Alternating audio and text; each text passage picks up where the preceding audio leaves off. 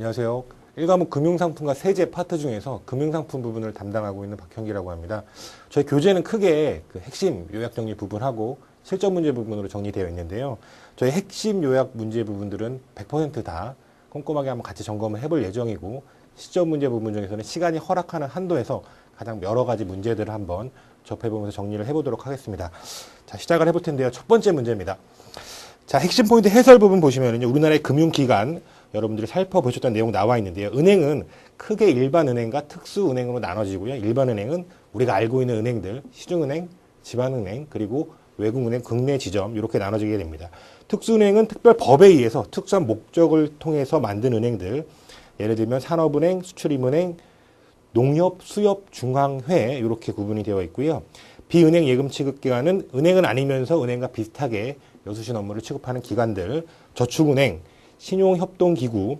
자, 신용협동기구 괄호 안에 보시니까요, 신용협동조합이 있고요, 새마을금고 있고, 요번엔 농협이랑 수협인데 농협협동조합, 수협, 수산업협동조합. 중앙에는 우리가 특수은행으로 분류를 하고, 일반 단위조합은 비은행 예금 취급기관 중 신용협동기구로 분류를 한다. 추가적으로 우체국 예금도 포함이 되어 있고, 종금사도 비은행 예금 취급기관에 포함이 되어 있습니다. 자, 보험사는 취급하는 종류에 따라서 생명보험회사, 손해보험회사, 각종 공제기관과 우체국 보험이 포함되게 됩니다. 자, 자본시장법에 따른 6가지 금융투자업자, 투자매매업자와 중개업자, 증권사 생각하시면 되겠고요. 집합투자업자는 운용사 생각하시면 되겠고, 투자자문업자, 투자일임업자, 그리고 신탁업자, 딱 6가지만 정하고 있죠, 자본시장법은. 자, 양가로 이번에 일반은행이 업무, 첫 번째 고유 업무, 여수신 뭐 이런 것들, 부수 업무, 겸용 업무가 나와 있는데요. 니은반에 보시니까 겸용 업무 중에서 인허가 등이 필요한 업무로 유가증권의 인수, 매출, 모집 매출 주선, 환매 조건부 채권, RP 매매, 집합투자업, 투자자문업, 투자매매업, 투자중개업, 신탁업, 방카슈랑스, 보험 판매죠. 신용카드 이런 것들이 겸용 업무 중에서 인허가가 필요한 업무, 이렇게 정의되어 있습니다. 자, 1번 문제 간단히 살펴보시면요, 다음 중 우리나라의 비은행 예금 취급기관, 은행은 아니지만 은행과 유사하게 여신과 수신을 취급하는 기관으로 틀린 것은 무엇인가? 종금사 비은행 예금 취급기관 맞고요. 새마을금고, 우체국 예금, 농협협동조합, 중앙에는 은행이죠. 은행 중에서도 특수은행. 만약에 농업협동조합까지만 되어 있다라고 한다면, 단위조합이라고 한다면 비은행 예금 취급기관에 해당이 될 텐데, 중앙에는 은행 중에 특수은행에 해당한다고 볼 수가 있겠습니다. 자, 다음 문제고요. 69페이지 2번 문제. 자, 핵심 포인트 해설 부분. 자, 입출금 상품, 저축예금, 보통예금처럼 예치 금액, 기간 아무런 제한이 없고, 입출금이 빈번한 자금을 운영하기에 적합한 예금을 말하며 가입 대상은 개인만 취급이 가능하다고 합니다. 자, MMDA 시장금리부 수시 입출금식 예금, 수시로 입출금을 하는데 이율이 정해진 것이 아니라 매일매일 그날의 시장 상황에 따라서 정해지는 예금들, 뭐 MMF, CMA 이런 것들과 동일한 상품이라고 보는데, 다만 MMDA는 은행에서 취급하는 디파짓 예금이라고 보시면 되겠습니다. 가입 대상은 제한이 없고요. 이자 계산은 매일매일마다 이자를 계산하여, 얘를 우리는 일봉리라고 표현을 합니다. 원금에 가산을 한다. 자, 보통 우리가 예금을 할 때 기간이 길면 1년짜리 예금보다 3년짜리 예금이 이자를 더 주는 경향이 있는데, MMDA는 특이하게 예치 기간이 아니라 예치 금액으로, 예를 들면 500만 원 이하는 얼마, 뭐 1%, 500만 원 초과는 2%, 이런 식으로 예치 금액을 기준으로 금리를 차등하고 있다는 특성을 가지고 있습니다. MMDAD가 예금, 디파짓이에요. 그렇죠? 예금자 보호에 해당하는 금융상품이다. 자, 적립식 상품, 정기 적금이고요. 다른 말로 더 좋은 표현으로 목돈 마련 예금이라고 표현을 하죠. 조금씩 소액을 모아가지고 만기에 큰 돈, 목돈을 마련하는, 원금과 이자를 상환하는 정기 적금. 자, 예금 계약의 성격, 임치 계약인데, 임치 계약 무언가 맡아두는 계약이에요. 잘 맡았다가 기간이 끝나면 돌려주는 계약인데, 하나가 더 붙었습니다. 소비 임치 계약, 즉 맡은 물건, 돈이죠. 돈, 예금을 할 때 돈을 맡게 되는데 그 돈을 은행이 사용해도 돼요. 그렇기 때문에 우리는 소비 임치 계약의 성격을 갖고 있다고 합니다. 첫 번째 줄 끝에 보시면, 은행은 맡은 보관된 금전을, 돈을 자유로이 사용 가능하고 다른 돈으로 주면 되죠. 그렇죠? 자, 문제를 보시면요. 다음 중 은행 예금 상품에 대한 설명으로 틀린 것은 무엇인가? 저축 예금 수시로 이체분 가능하고 이자를 조금 더 주는 예금들 개인만 가입이 가능하고요. 자, 시장 금리의 변동에 따라 이자율이 변동한 MMDA, MMF, CMA랑 비슷한 상품들.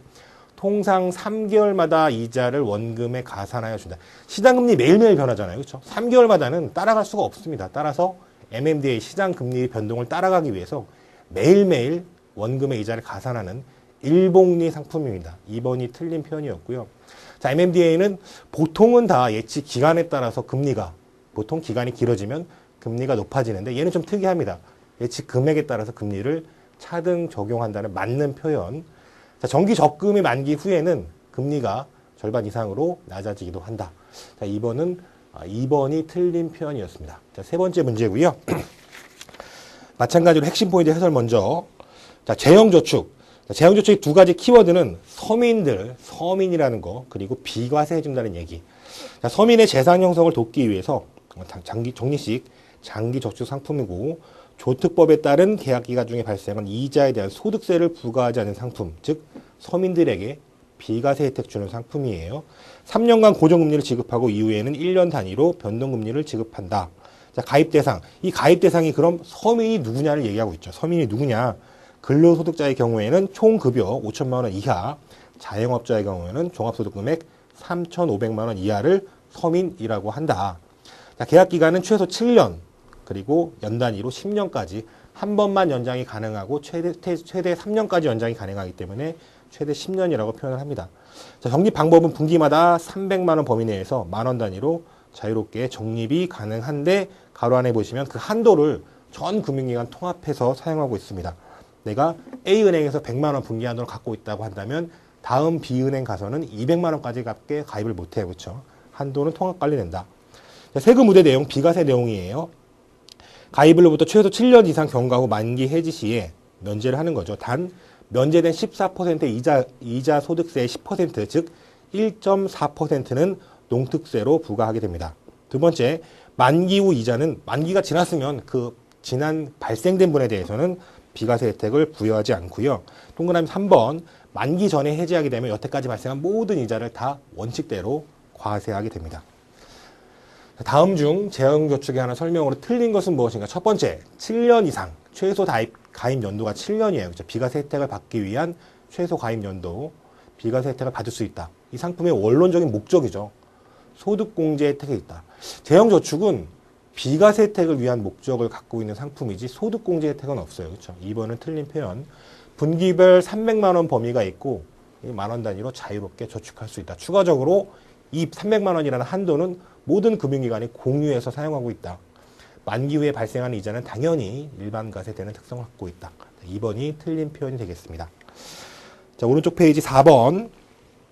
타이틀은 비과세 종합저축. 기존에 비과세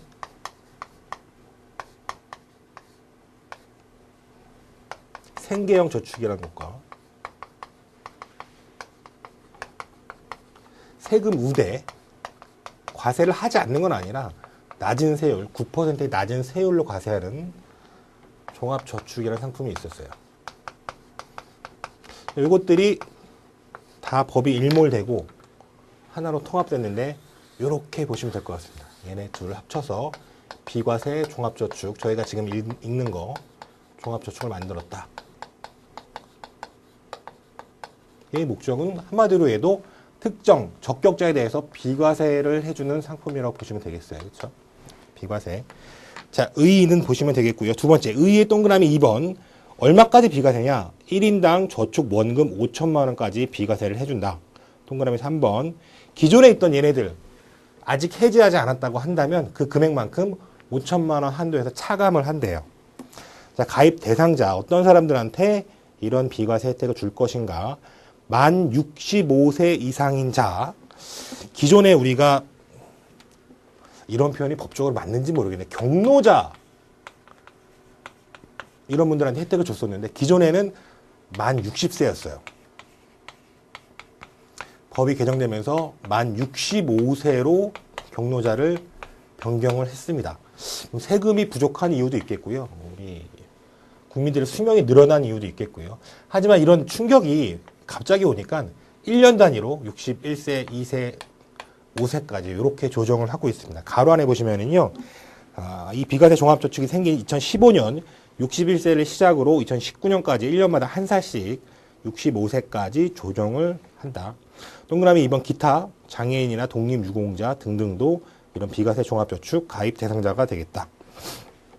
자, 대상 상품은 원칙적으로 금융회사가 취급하는 모든 예금에 정기예금에 가입하면서 이런 비과세 혜택을 주세요라고 할 수 있는데 되지 않는 상품들이 있어요. 논리적으로 안 될 수밖에 없는 상품들.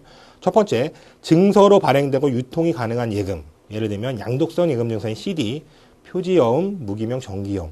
얘네들은 양도가 가능하기 때문에 양도를 해버리면 비적격자가 이런 혜택을 볼 수 있기 때문에 당연히 가입을 시켜주면 안 되겠죠. 두 번째, 어음, 수표 등에 의해 지급이 가능한 예금. 예를 들면 당자예금, 가계당자예금.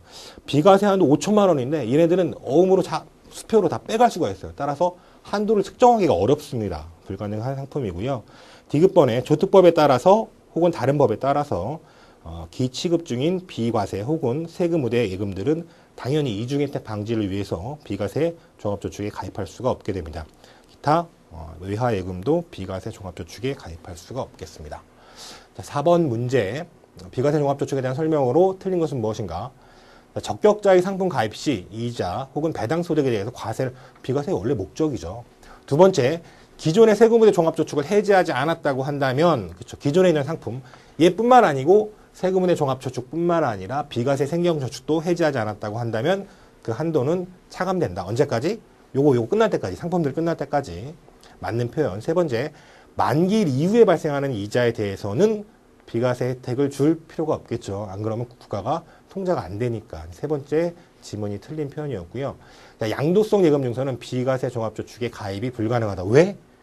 양도가 가능하기 때문에 적격자를 발라낼 수가 없어요. 그렇죠? 비적격자가 가입할 수 있는 오류가 발생하기 때문에 이런 예금들은 당연히 혜택을 주면 안 되는 상품이라고 하겠습니다.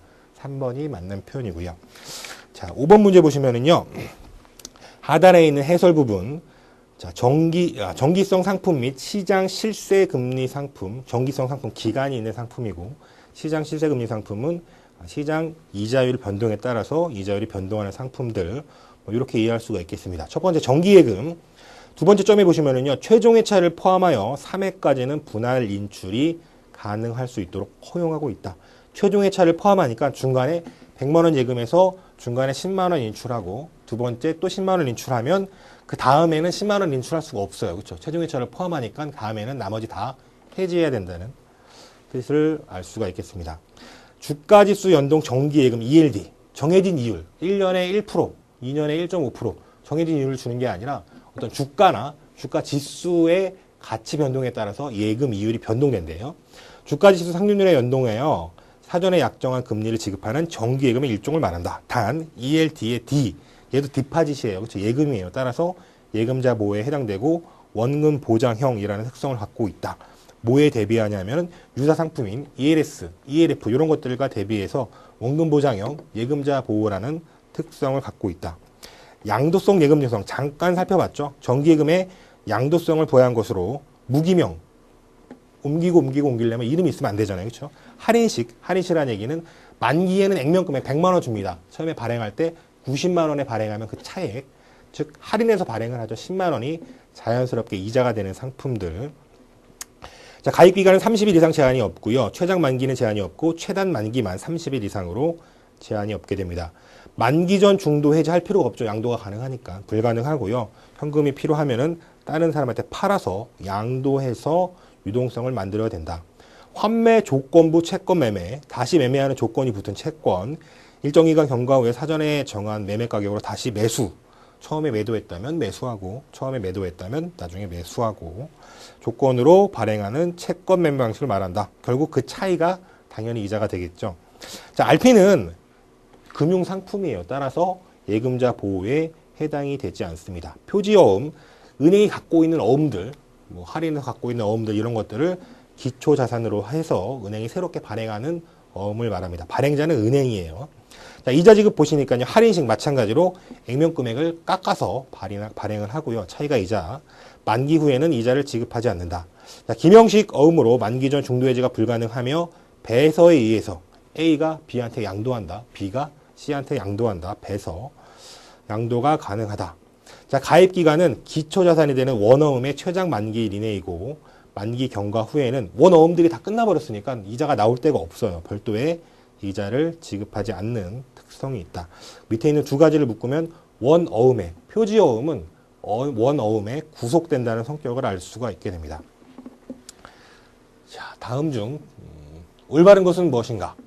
첫 번째, 정기예금 저축성이 강한 기한부 예금이지만 여기까지 맞죠. 은행별로 통상 최종 회차를 포함하여 3회까지는 분할 인출할 수 있도록 허용하고 있다. 요거는 뭐 은행마다 다 비슷한데 한국은행 방침입니다. 가번을 맞는 표현, 나번. ELD는 주가지수의 성과에 따라 수익률이 달라지나 예금자 보호, 요거 디파짓이잖아요. 그렇죠? 예금자 보호에 해당되는 특성이 있다. 반면에 ELF, ELS 이런 것들은 비슷한 성격임에도 불구하고 예금자 보호가 될 수가 없겠죠. 다번, CD, 양도성 예금 증서는 만기 전에 중도 해지 불가능하죠. 그렇죠? 라번, RP, 환매 조건부 채권은 대부분 예금과 마찬가지로 얘는 금융상품입니다. 예금자 보호 해당될 이유가 없죠. 첫 번째, 두 번째, 세 번째만 맞는 표현, 네 번째는 틀린 표현이 되겠습니다. 정답은 첫 번째, 두 번째, 세 번째. 자, 오른쪽 페이지 주택 청약에 관한 상품, 이런 상품도 우리도 목적부 예금이라고 합니다. 예금을 가입하면 목적이 있어요. 무슨 목적이냐면 주택에 청약을 할 수 있는 목적을 가지고 있는 상품이에요. 자, 뭐 타이틀 먼저 읽어보면요. 주택 청약 저축, 청약 부금, 청약 예금, 청약 종합 저축. 자, 밑으로 갈수록 특성이 있는데 청약할 수 있는 그 주택의 면적이 커져요. 자, 한번 보시면요. 청약 저축 첫 번째 줄에 국민주택 그리고 민중국이라고 하는 민간건설 중형 국민주택에 청약할 수 있는 자격이 주어지는 목적부 예금입니다. 자, 두 번째 청약 부금은요. 첫 번째 줄을 보시면은 민영주택인데 전용 면적 85제곱미터 이하의 민영주택 그리고 마찬가지로 민중국에 청약할 수 있는 상품. 조금 넓어졌죠. 주택이. 청약 예금은요. 첫 번째 줄 끝에 면적 제한이 없어요. 민영주택 그리고 민중국에 청약할 수 있는 상품. 마지막으로 청약 종합저축은 첫 번째 줄에 보시면 모든 신규 분양주택에 청약할 수 있는, 밑으로 내려가면서 청약할 수 있는 주택의 범위가 혹은 면적이 좀 넓어진다는 느낌을 알 수가 있습니다. 다시 청약저축으로 올라오시면요. 네 번째 점에 얘는 소득공제 혜택을 가지고 있습니다. 납입금액의 40% 한도 내에서 소득공제 혜택을 받고 있고요. 청약부금, 청약예금은 소득공제 혜택이 없고 맨 마지막에 있는 청약종합저축 세 번째 점에 보시면 마찬가지로 동일한 규정이에요. 연간 납입금액의 40% 한도 내에서 소득공제 혜택을 적용받는 상품이다. 자, 추가적으로 몇 가지 좀 살펴보면은요. 청약저축에서 두 번째 점 보시면은요. 유일하게 무주택임을 요구하고 있습니다. 무주택 세대주만 가입이 가능하다라고 되어 있고요. 청약예금 쪽 밑에서부터 세 번째 점 보시면은요. 청약 가능 면적 변경이 가능한데 가입 후 2년이 경과하면 그리고 면적 상향하는 경우에도 즉시 유효하고 면적을 다시 변경하는 경우에도 즉시 가능하다라고 표현이 되어 있습니다. 청약 종합저축 두 번째 점에 보시면 가입 대상은 1인 1계좌고 주택 소유 무관합니다. 청약 저축만 무주택임을 요구하고 있고요. 특이한 점은 기존의 청약 저축, 청약 예금 가입했다가 청약 종합 저축으로 전환 가입이 허용되지 않습니다. 새롭게 상품을 가입해야 된다는 특성을 갖고 있습니다. 자, 마지막으로 회색도 부분 보시면은요.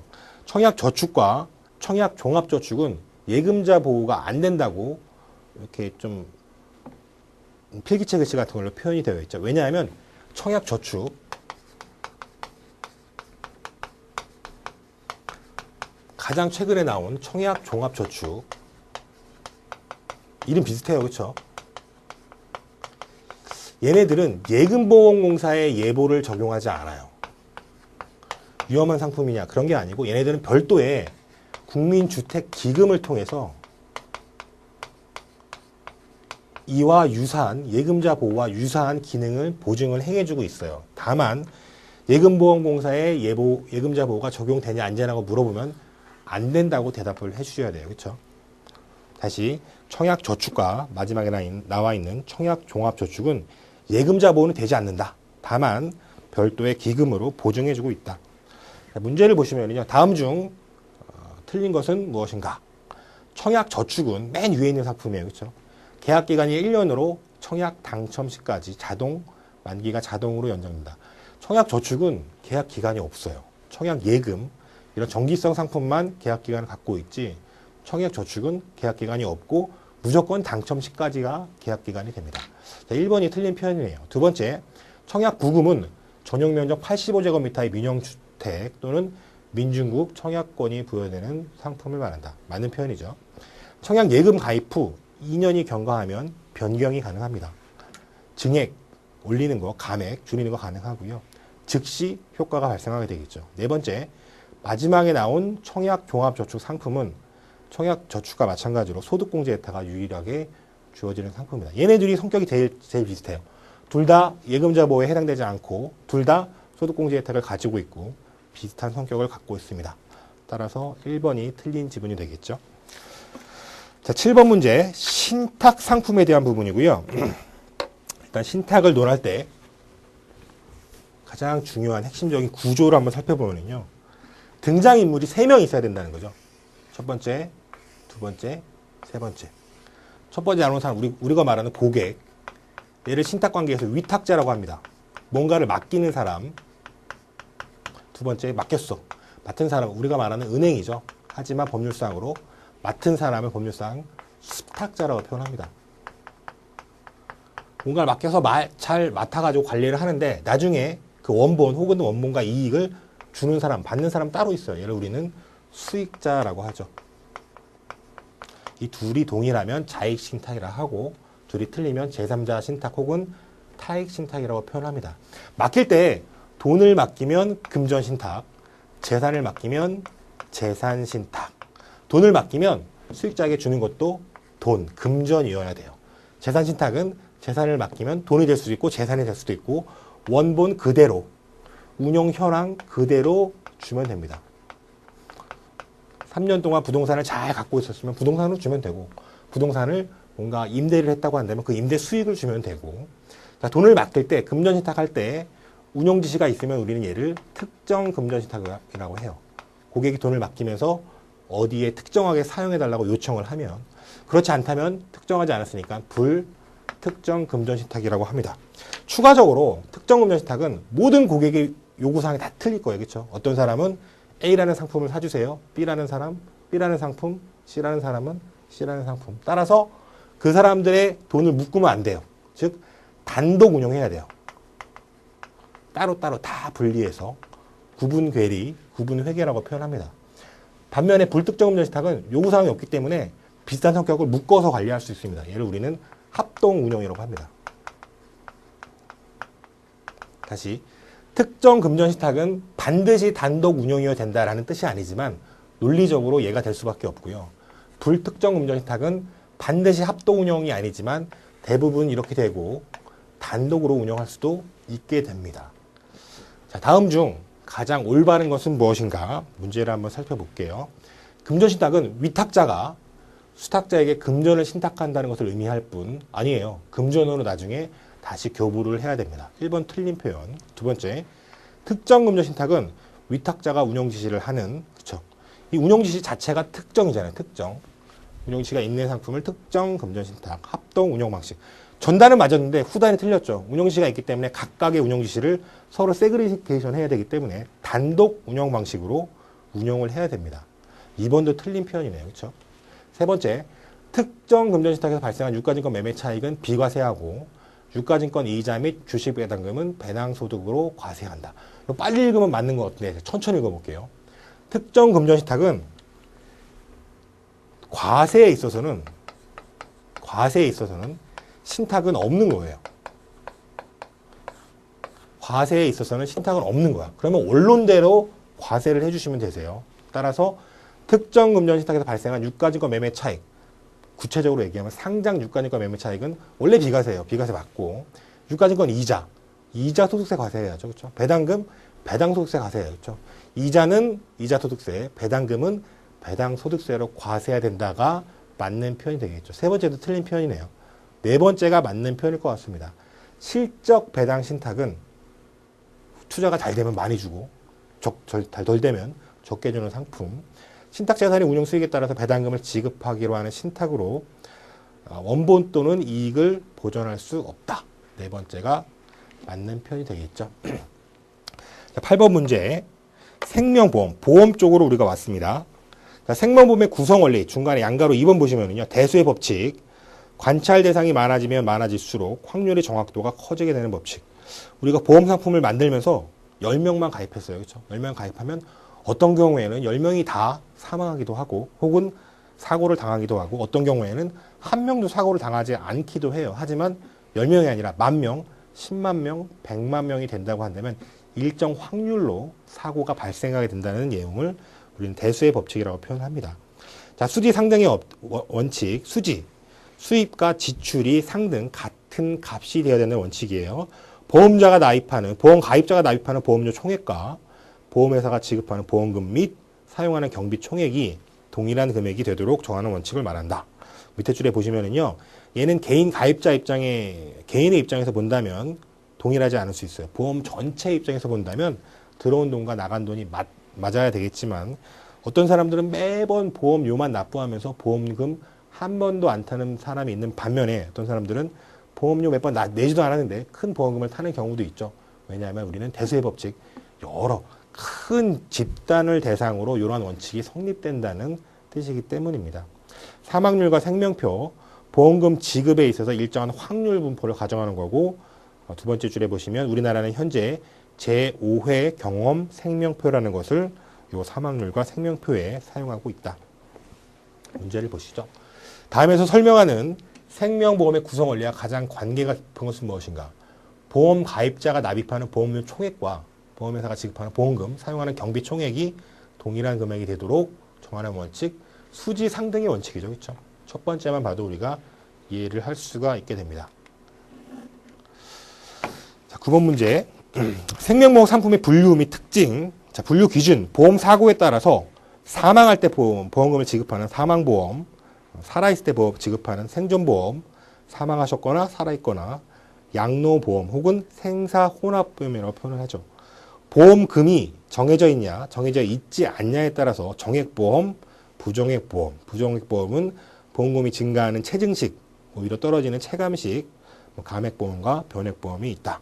여기서 중요한 점은 보험료가 정해져 있냐, 정해져 있지 않냐가 아니라 보험금, 보험 가입자가 받게 되는 보험금이 정해져 있냐, 정해져 있지 않냐로 구분하게 됩니다. 자, 피보험자의 수에 따라서 단생, 연생, 그리고 단체 보험, 그리고 중간에 애매한 단체 취급보험 이렇게 정의되어 있죠. 자, 보험기간, 부보기간에 따라서 기간 만기 보험, 예를 들면 10년 동안 보장하겠다. 새 만기 보험, 예를 들면 70세까지 보장하겠다. 보험료 납입기간에 따라서 일시납, 한 번 내고 끝내는 거예요. 단기납, 10년을 보장하는데 앞에 5년만 내는 거야. 이런 것들. 전기납은 10년을 보장하면 10년 동안 계속 보험료를 납부하는 거. 종신납은 돌아가실 때까지 보험료를 납부하는 거. 이렇게 구분을 할 수 있다. 양가로 이번에 생명보험의 특징 보니까요. 생명보험 상품은 미래지향적이다.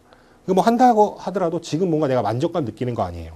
두 번째, 효용의 인식 시점이 장래이다. 마찬가지죠. 장래에 사고를 당해서 보험금을 수취하게 되었을 때 효용이 인식되죠. 세 번째, 효용의 수혜 대상이 대부분 타인이다. 왜냐하면 망자의 가족들, 이런 사람들을 위해서 보험금이 사용되기 때문이죠. 네 번째, 효용이 화폐가치, 보험금이죠. 보험금이 1억짜리인지 2억짜리인지 이렇게 평가가 된다. 이유는 사후적으로 발생할 수밖에 없다. 보험료는 매달 납부하지만 보험금은 10년 뒤 혹은 20년 뒤에 발생하게 되잖아요. 그렇죠? 얘네 둘을 비교해야 이윤이 남는지 안 남는지 알 수가 있잖아요. 자, 이유는 누가 가져가는 게 아니라 보험 계약자에게 다시 배당 형태로 귀속되는 것이다. 동그라미 8번 보니까 개발 고정비가 소액이다. 예를 들면 공장을 갖고 있는 회사 생각해 보세요. 그렇죠? 새로운 상품 개발하려면 공장 라인을 만들어야 돼. 하지만 보험 그런 거 아니잖아요. 그렇죠? 10번 보면은요. 가격이 구성비 중에 여기서 말하는 가격은 보험료예요. 보험료. 가입자가 납부하는 보험료.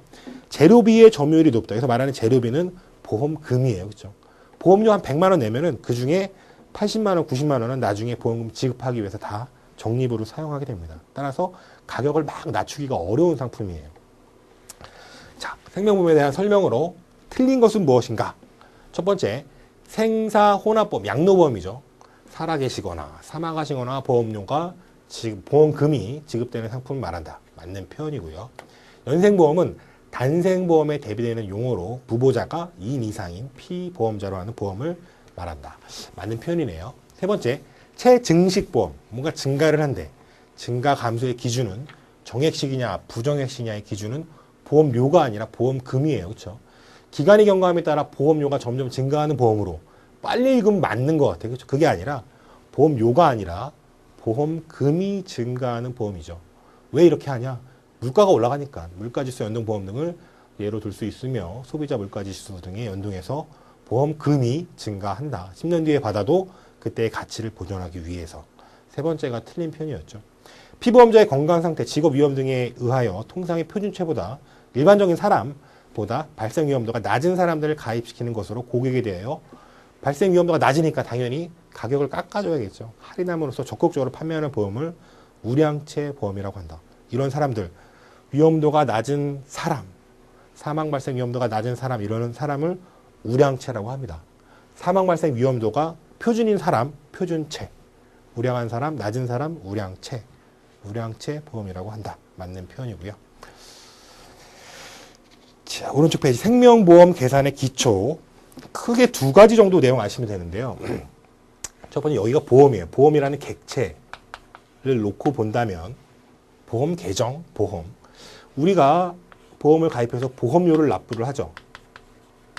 이 보험료 100만 원 받아야 되는 거야. 10만 원 받아야 되는 거야. 어떻게 납부를 매겨지느냐. 바로 수지상등의 원칙에 의해서 매겨지게 됩니다. 보험이 뭔가 보험료를 받으면은 투자를 해요. 그래서 투자의 이익이 쌓이기도 해요. 투자를 잘하면 이익이 많이 쌓일 것이고 투자를 잘 못하면 이익이 적게 쌓이게 되겠죠.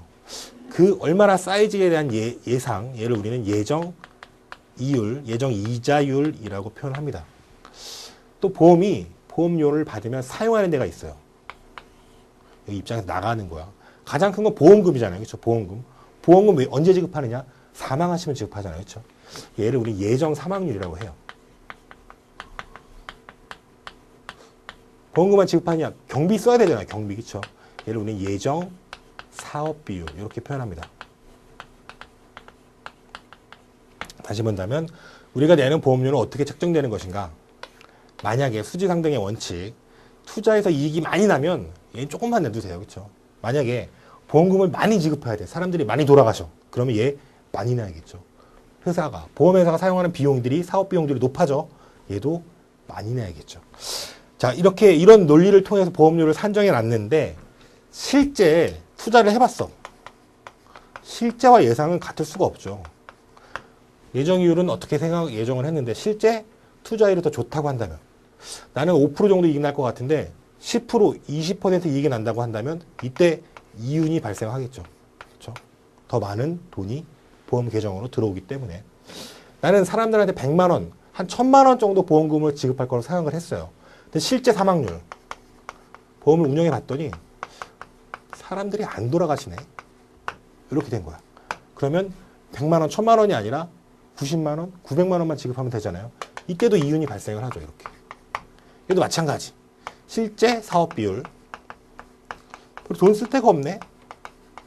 나는 관리비 한 100만 원 들 줄 알았더니 50만 원밖에 안 들어. 이때 이윤이 발생을 하죠. 결론적으로 크게 보시면은요. 보험 계정한테 수익을 주는 거는 당연히 실제가 더 많아야 돼요. 하지만 비용 같은 경우는 실제가 더 적으면 이윤이 발생을 하게 되죠. 그럼 이 보험료, 정확하게 말하면 이 보험료를 우리는 영업보험료라고 합니다. 그냥 고객이 내는 보험료. 이 영업보험료는 두 가지로 구성이 돼요. 부가보험료와 순보험료. 이렇게 구성이 됩니다. 부가보험료는 요거예요. 요거. 사업하는 데 드는 비용. 그래서 신계약비, 수금비, 유지비 이런 것들을 우리는 부가보험료라고 합니다. 순보험료는 요거예요. 요거. 보험금을 지급하기 위해서 받는 보험료.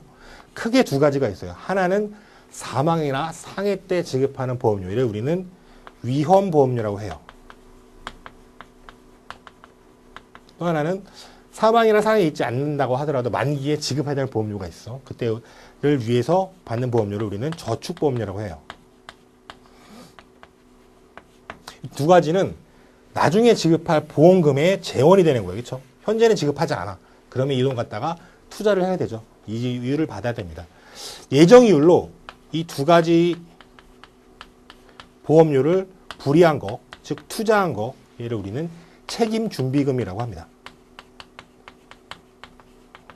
까지 연결해 주시면 완벽하게 이해를 하실 수가 있습니다. 자, 문제 한번 볼게요. 자, 틀린 것은 무엇인가? 보험료 수입과 보험금 지급 간의 시차에 의해서 수입은 매달 들어오는데 보험금 지급은 나중에 발생하잖아요. 그렇죠? 발생하는 적립금은 예정이율로 불이된다고 가정한다. 그렇죠? 이게 투자하는 거. 두 번째, 영업보험료는 고객이 내는 보험료는 위험보험료와 부가보험료로 구성이 된다. 그냥 읽으면 안 돼요. 한번 생각을 해보셔야 돼요. 자, 고객이 내는 보험료는 크게 두 가지로 구성되어 있구나. 부가보험료, 경비성, 순보험료. 하나는 사망에 대비한 거, 하나는 만기 지급에 대비한 거. 따라서 위험보험료와 부가보험료가 아니라 위험보험료와 저축보험료와 부가보험료 혹은 순보험료와 부가보험료 이렇게 돼야 정확한 표현이 되겠죠. 2번이 틀린 표현이네요. 자, 부가보험료는 경비예요. 경비. 신계약비, 유지비, 수급금 등의 보험회사 경비를 말한다. 일반적으로 보험기간 초기에는 자연보험료, 평준보험료를 하회하고 어린 사람은 잘 돌아가지 않잖아요. 사고가 안 당하잖아요. 그렇죠? 시간이 경과되면서 자연보험료가 평준보험보다 점차 등계되는 경향이 있다. 나이가 들면은 아무래도 사고 발생 위험 높아지기 때문에 보험료가 증가하는 경향이 있겠죠. 정답은 2번.